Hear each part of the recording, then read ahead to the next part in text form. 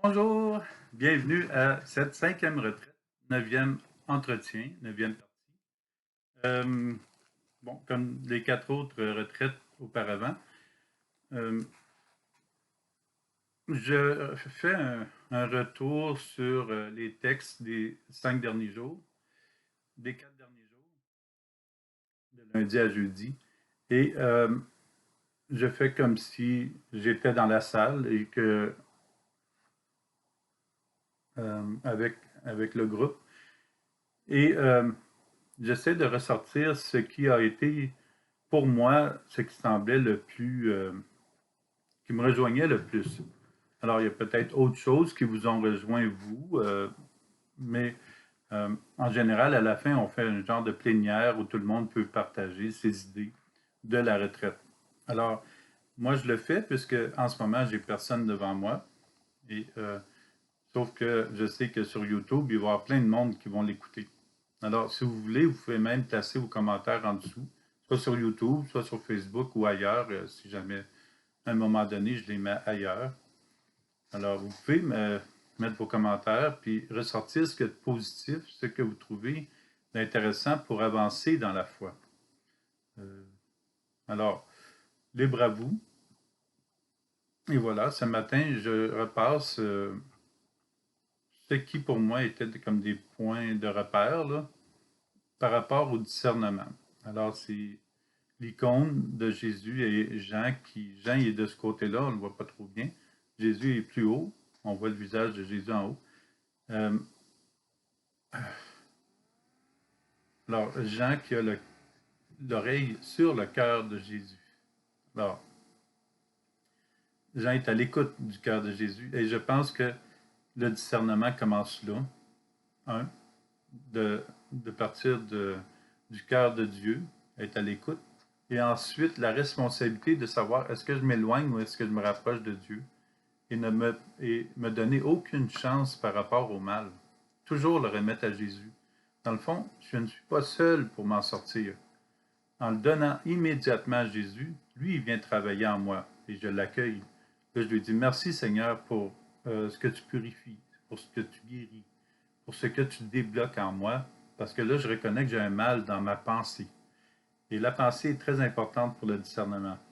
Alors souvent, si on règle les choses au niveau de la pensée, on va beaucoup améliorer les, les situations autour de nous et les situations même dans nos rapports avec les autres.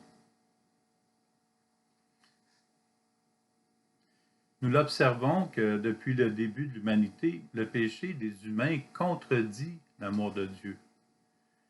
La violence et le mal occasionnés par le péché faussent la réalité. Dieu devient alors, suite à une fausse perception, il devient comme le coupable des maux, MAUX, de la misère et de la souffrance de l'humanité. Encore aujourd'hui, nous blâmons Dieu pour le mal. Or, des gestes et des paroles inhumains causent du mal, et ces horreurs-là se retrouvent aussi dans la Bible. On sait que Dieu est dans la Bible, mais les horreurs des humains, des gestes et paroles inhumains, parce que là, c'est pas humain si ça détruit quelqu'un ou fait du mal, c'est dans la Bible. Le mal devient un agent de confusion. Quand on fait le mal, ça devient un agent de confusion pour tout le monde. Et ça rend flou quand on essaie de transmettre Dieu par la suite, mais ça rend flou la réalité de l'amour de Dieu. Souvent, on dit, si comment tu peux parler constamment de l'amour de Dieu? Ça, on me l'a déjà dit à quelques reprises. Comment peux-tu parler constamment de l'amour de Dieu et toi-même ne pas le faire, ne pas aimer, par exemple? Bon, si quelqu'un a ressenti que je ne l'ai pas aimé. C'est justement là, c'est que moi, je ne suis pas l'amour, je ne suis pas Dieu. Je fais mon possible pour avancer à, à reconnaître l'amour de Dieu et à en vivre. Ça ne veut pas dire que je vais être parfait partout. Alors, il y a une personne qui peut être blessée quelque part par ce que j'ai dit ou par un geste, puis souvent pas intentionnel du tout. Et puis, on va m'assaillir avec ça. Puis on va dire, ben là, comment tu peux parler de l'amour et toi-même ne pas. Ben oui, mais C'est pas moi l'amour, c'est Dieu. Et je permets à Dieu, à son amour de circuler. Et on doit dépasser cette idée que nous avons de l'autre, qu'il doit être parfait comme Dieu, et aller directement vers Dieu et recevoir son amour. D'où notre responsabilité et, et le discernement. Dans la Bible, grâce à Dieu, le bien brille. Et c'est dans ce bien que la beauté de Dieu transparaît. OK, c'est dans le bien que la personne fait, et non pas dans le mal que j'ai pu faire. C'est dans le bien, dans le beau, dans la beauté de Dieu qui est en moi, que la personne peut percevoir. Là, elle va dire, ah, je vois Dieu en toi. Moi, je ne suis pas Dieu. Ce qu'il y a de plus extraordinaire dans la Bible, c'est que l'humanité, avec ses faiblesses et ses péchés, et Dieu, avec son amour, vivent côte à côte.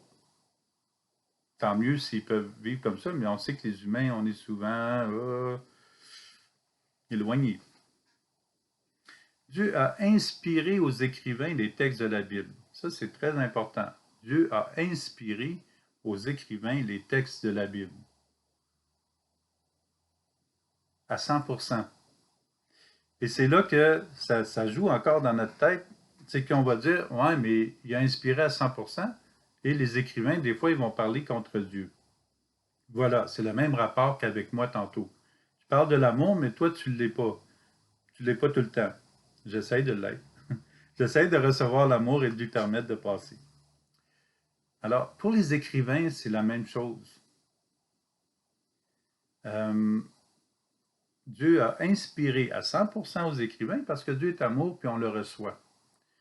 Mais les écrivains vont écrire même des choses contre Dieu, dans le sens que Dieu peut être dans le mal d'une guerre, comme on a vu pour Josué, je pense que c'est dans le premier entretien, qui dit, merci Seigneur, tu nous as aidés à combattre nos ennemis. Ben là, ça ne marche pas. Alors, les écrivains sont comme moi, ne sont pas parfaits, sont comme nous, sont pécheurs, ne sont pas parfaits. Alors, oui, l'amour de Dieu rentre à 100%, mais quand on en parle ou on donne des exemples, souvent on vient de perdre une certaine qualité. Alors, on a personnellement à prendre la responsabilité, à découvrir davantage l'amour de Dieu et ne pas remettre de mal sur lui. Alors oui, Dieu a inspiré, c'est l'inspiration de son esprit, mais à cause des péchés de la personne, des fois ça sort un peu croche. Puis là, il faut redécouvrir où est le message de Dieu dans ça. Et c'est là le travail quand on lit la Bible, c'est de vraiment faire ce travail-là. La Bible pourrait être considérée comme une seule et unique parabole. Qu'est-ce qui est de Dieu et qu'est-ce qui est de l'incompréhension de l'humain par rapport à Dieu?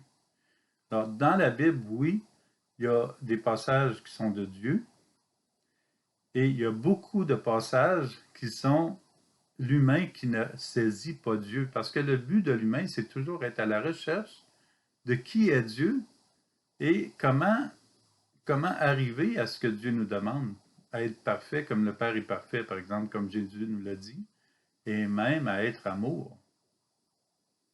Alors, quand il n'y a pas d'amour dans la Bible, c'est pas de Dieu. Oui, on va dépasser le texte, puis on va dire, bon, Dieu, combat. Mais dès qu'on le rentre dans un combat, c'est pas Dieu. Dieu aime, et c'est tout. Alors, c'est un bon discernement, et la Bible, c'est le livre parfait pour ça, parce que non seulement Dieu, on sent qu'il est présent, on sait qu'il est présent dans l'histoire de la Bible et dans notre histoire aujourd'hui encore, mais on sait que les humains ne l'ont pas toujours saisi. Ils n'ont pas toujours compris qui est Dieu. Dès qu'on sort de l'amour, on vient de perdre le sens de comprendre Dieu. On a perdu complètement l'idée ou la base. Si c'est pas amour, c'est pas de Dieu. Et c'est la même chose dans notre vie, c'est la même chose dans notre histoire. Tout ce qui n'est pas amour, c'est pas de Dieu. Et le Saint Jean-Paul II l'a bien dit, il n'y a pas de guerre sainte. Aucune guerre sainte. La sainteté et la guerre ne vont pas ensemble. La sainteté, c'est de l'amour de Dieu.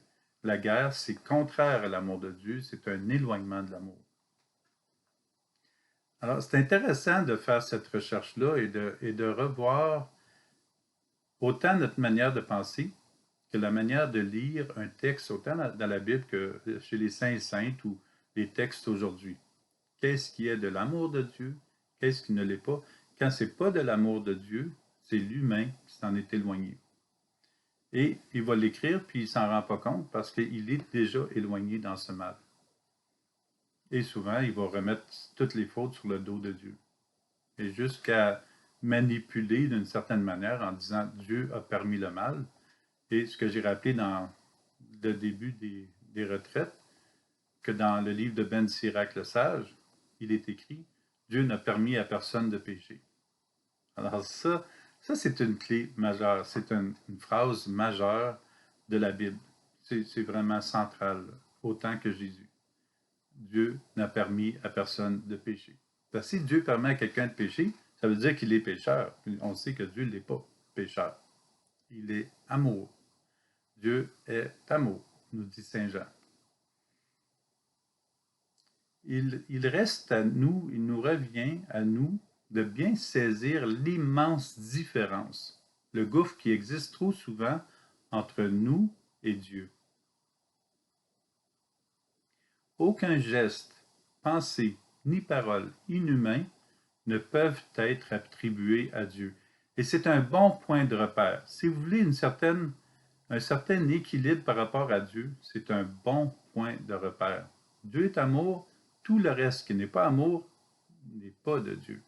Et ça nous, je veux dire le mot sécurise, mais en réalité, ben, vous comprenez un peu le sens. Ça nous sécurise, mais en réalité, ça nous garde honnêtes, ça nous garde au centre avec Jésus, de reconnaître son amour. Le grand drame de la Bible est que Dieu veut convertir son peuple et le ramener dans son amour, et ses enfants, de manière inhumaine, pêchent. Le péché, c'est l'éloignement de l'amour de Dieu, et se causent du mal, nous envers les autres et les autres envers nous, tout en s'éloignant de Dieu. C'est là le drame. Le drame, le danger, c'est de nous éloigner de Dieu. On ne peut pas faire ça. Dès qu'on fait ça, on se cause du mal, puis on cause du mal aux autres. Même dans notre message, ça va paraître. Et comme ça parut dans certains textes de la Bible. Nous pouvons observer finement les textes de la Bible au microscope ou les magnifier avec une loupe. Nous trouverons toujours l'amour de Dieu. Et c'est ça qui est le défi de la recherche dans la Bible, c'est de trouver l'amour de Dieu. Il y en a à plusieurs endroits. Mais souvenons-nous que Dieu est amour. Si on sort de là, on vient de passer à côté de Dieu, dans la Bible, comme dans le monde. Lisons la Bible avec la lumière de l'Esprit Saint. Nous avons tendance à lire la Bible à partir des événements, des situations, même les situations de nos jours. On regarde la situation, puis après ça, on regarde Dieu. Mais qu'est-ce que tu fais, Seigneur? On va te prier, on veut vraiment là, que tu fasses quelque chose. Au lieu de lire la Bible avec la lumière de l'Esprit Saint, avec son amour, pour ressortir l'amour, et après ça, le reste devient éclairé, parce que la lumière de Dieu est sur toutes les situations.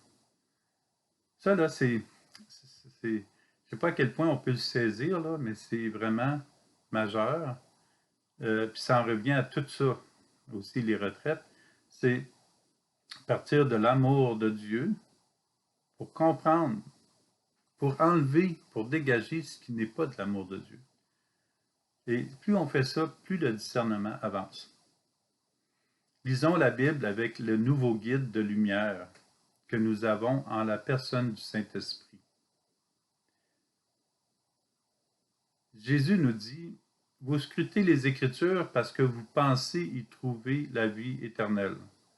Or, ce sont les Écritures qui me rendent témoignage. Saint Jean, chapitre 5, verset 39. Alors, dans les Écritures, oui, on va rendre témoignage à Dieu, mais il faut toujours être prudent avec l'écrivain qui laisse passer un peu de faute, un peu de malheur sur le dos de Dieu. Et ça, c'est aussi majeur pour lire la Bible. Tout ce qui est de Dieu dans la Bible nous instruit sur le cœur même de Dieu, quand c'est de Dieu. Jésus est le cœur de la Bible et le cœur de l'humanité. L'amour de Dieu est le cœur de la Bible et le cœur de l'humanité. Rendons gloire à Dieu et découvrons sa gloire dans la Bible. Jésus nous raconte: personne, après avoir allumé une lampe, ne la couvre d'un vase ou ne la met sous le lit. On la met sur le lampadaire pour que ceux qui entrent voient la lumière, car rien n'est caché qui ne doive paraître au grand jour. Rien n'est secret qui ne doive être connu et venir au grand jour. Luc chapitre 8, versets 16 à 17. Alors encore là, ce qui peut être connu au grand jour, c'est l'amour de Dieu qui donne sa lumière. C'est l'amour de Dieu qui nous donne la vie. C'est l'amour de Dieu qui nous donne la joie, la paix. C'est ça qui doit être c'est ça qui doit revenir à la lumière. C'est l'amour de Dieu. Et on a tellement tout fait avec le mot amour que là, ça n'a plus de sens. Mais quand on permet à Dieu de nous aimer, lui-même nous enseigne c'est quoi l'amour de Dieu. Et il nous aide à dégager ce qui n'est pas, comme quand on passe le balai. On passe le balai et tout devient clair. Alors, on passe le balai sur tout ce qui est négatif, sur tout ce qui est contre Dieu surtout. Puis on va se rendre compte qu'il y en a beaucoup. Et encore aujourd'hui, dans notre monde, beaucoup de gens sont contre Dieu, mais ils pensent avancer dans la foi. Alors, tu ne peux pas être contre Dieu et avancer dans la foi. Quel que soit le message que tu vas lancer contre Dieu.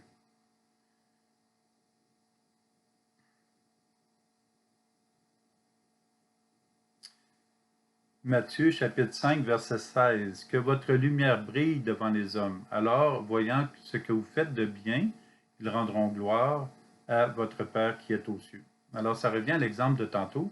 Ben, Normand, comment ça, tu parles de l'amour, puis toi, ben, tu n'es pas toujours amour, là.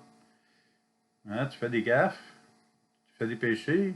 Là, j'ai beau dire, ben oui, je sais, je fais des péchés. Ouais, mais tu parles de l'amour, puis tu fais du péché. Et ça, c'est classique. L'idée, c'est que Dieu est amour, et la lumière qui brille à partir de moi, c'est la lumière de Dieu. Alors, si les personnes sont capables de discerner la différence entre ce qu'une personne fait de mal et le remettre au Seigneur, et remarquer ce qui est bon, ben là, on va dire, ben Normand, je sais, là, t'es pécheur, mais je vois quand même les signes de l'amour de Dieu en toi. Bon, ben, moi, je vais continuer à travailler là-dessus parce que mon but, comme le Père nous invite à devenir parfait, ben, la seule perfection, c'est de permettre à l'amour de Dieu de circuler. Alors, je veux découvrir davantage c'est quoi l'amour de Dieu. Mais je ne peux pas le faire tout seul. J'ai besoin de tout le monde autour de moi, d'accueillir l'amour de Dieu et laisser Dieu laisser Dieu nettoyer en nous, nous purifier, nous sanctifier. Alors que votre lumière brille devant les hommes, ce n'est pas ma lumière à moi, c'est la lumière qui vient de l'amour de Dieu. Alors, voyant ce que vous faites de bien, là, on peut reconnaître Dieu, ils rendront gloire à votre Père qui est aux cieux. Ils vont rendre gloire à Dieu, non pas à Normand. C'est vraiment intéressant, là. Moi, j'aime beaucoup ça, parce que ça me permet de travailler là-dessus et de reconnaître Dieu davantage. À chaque fois, je le reconnais davantage. Je suis dans la joie, je suis dans une paix, et vous reconnaissez la joie sur mon visage en ce moment. Ça me fait rigoler continuellement. Puis, souvent, un des meilleurs moyens d'être avec Dieu dans le moment présent et de lui permettre de passer, c'est de le louer. Louer Dieu. Gloire à toi. Merci Seigneur. Merci pour tout. Merci pour ton amour. Merci pour ta paix, ta joie qui provient de ton amour. Et ces louanges-là nous permettent de entrer en contact avec l'Esprit Saint, parce que c'est l'Esprit Saint qui vient prier en nous. C'est l'Esprit Saint qui loue. C'est l'amour de l'Esprit qui passe à travers nous à ce moment-là. Plusieurs psaumes sont des louanges à Dieu pour tout ce qu'il réalise en nous et dans le monde. Alléluia! Louez le nom du Seigneur. Louez-le, serviteur du Seigneur, qui veillez dans la maison du Seigneur, dans les parvis de la maison de notre Dieu. Louez la bonté du Seigneur, célébrez la douceur de son nom. Psaume 134, versets 1 à 3. Alors encore là, on peut dire louez l'amour du Seigneur, célébrez la douceur de son nom. Louons l'amour de Dieu. Merci Seigneur pour ton amour. Merci pour ton amour qui vient laver, purifier, guérir et qui fait la même chose aux personnes autour de moi. L'éclat de ton amour, le rayonnement, la lumière rejoint l'âme de chaque personne. Parce que l'âme est remplie de ton amour, de ta vie, de ta lumière. Veiller dans la maison du Seigneur, c'est trouver tous les moyens de nous tenir avec Jésus, ensemble dans l'Église, seuls ou en famille chez nous. Louons Dieu pour tout ce que nous vivons et voyons de beau, de bien, de réel et de vrai en nous et autour de nous. On remarque que je ne dis pas louons Normand, parce que Normand, il avance, mais il n'est pas parfait. Louons Dieu pour tout ce que nous vivons et voyons de beau, de bien et de réel en Normand et de vrai en nous et autour de nous. Reconnaissons la bonté du Seigneur en célébrant son nom à la messe. Nous pouvons être en train de marcher ou faire quelque chose et répéter simplement Jésus, Jésus, Jésus et le louer en même temps. Merci Jésus, merci, merci Seigneur. Ou prier avec Marie le chapelet. Le chapelet nous instruit sur les plus grands mystères de la vie de Jésus. Récitons avec le cœur de Marie, mère de Jésus et notre mère, et bien sûr notre Père. Laissons-nous transformer de l'intérieur par la prière. Laissons Dieu y entrer et y demeurer.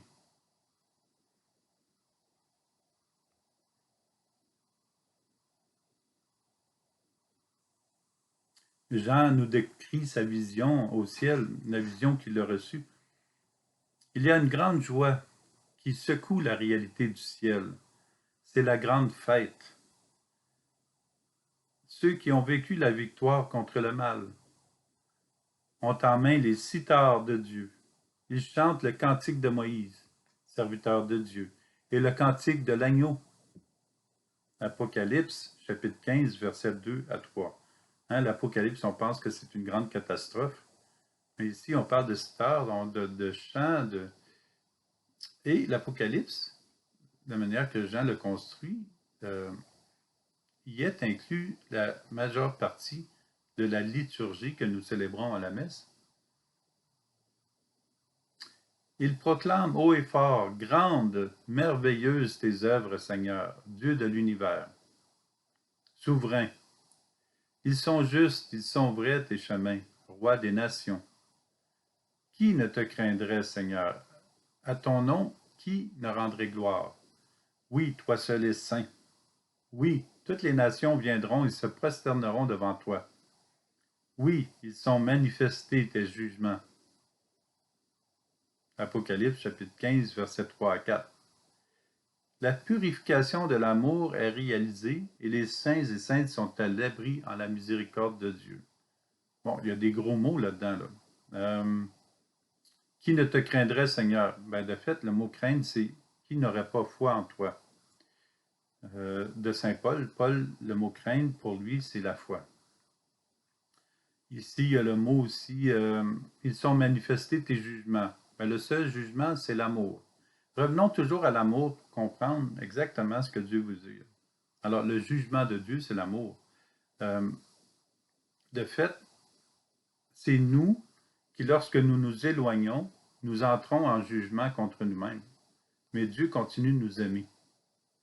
Et ça, c'est majeur aussi.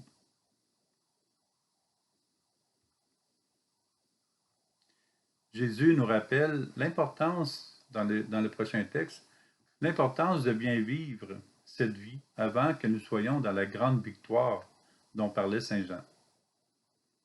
Préparons-nous en laissant ce qui est inutile, à entrer dans la joie des enfants de Dieu, à suivre Jésus. Par la persévérance à suivre Jésus, nous obtenons la vie et plusieurs autres le suivront après nous. Jésus nous le confirme. C'est par votre persévérance que vous garderez votre vie. Luc, chapitre 21, verset 19. Persévérance, responsabilité, discernement. C'est par votre persévérance que vous garderez votre vie. Persévérance, responsabilité, discernement. Demandons la persévérance, la responsabilité et le discernement à Jésus pour que nous demeurions libres, responsables, unis dans son amour. Nous goûtons alors la fête de la liberté en aidant d'autres à devenir libres, en les invitant à se laisser aimer de Dieu.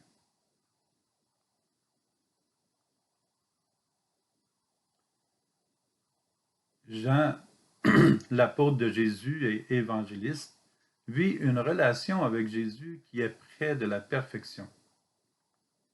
Bon, Jean, comme tout le monde, a ses fautes, mais il semble avoir trouvé le bon chemin pour se rendre au cœur de Dieu. Il nous dévoile la vérité de Dieu. Jean est le seul qui résume le cœur de Dieu et le cœur de la Bible en 3 mots. Dieu est amour. Première lettre de Jean, chapitre 4, verset 16. Et Jean a écrit juste auparavant, nous avons reconnu l'amour que Dieu a pour nous et nous y avons cru. Première lettre de Jean, chapitre 4, verset 16. Jean doit être pas mal en confiance pour dire « J'ai reconnu l'amour de Dieu et j'y ai cru. » Wow! Vous imaginez ce que ça fait à notre cœur? Qu'on pourrait dire à Jésus « On t'a reconnu et nous croyons que tu es amour. » Tout ce que ça fait dans notre cœur et dans l'humanité. Parce qu'en nous transformant en nous, ça aide les autres à voir Dieu davantage en nous. Jean parle au nous dans cette dernière affirmation, mais est-il conscient de ce que cela implique? Nous avons reconnu l'amour de Dieu et nous y avons cru. Mais pour l'avoir écrit, Jean doit avoir goûté l'amour de Dieu au plus profond de son être, comme nous voyons sur l'icône. L'amour de Dieu au plus profond de son être à l'écoute, être sur le cœur de Dieu et laisser même Jésus nous prendre dans son cœur. Jean est tellement près de Dieu que c'est possible de croire en Dieu et connaître son amour. Mais nous, jusqu'à quel point en sommes-nous conscients? Jusqu'à quel point pouvons-nous dire que nous connaissons son amour?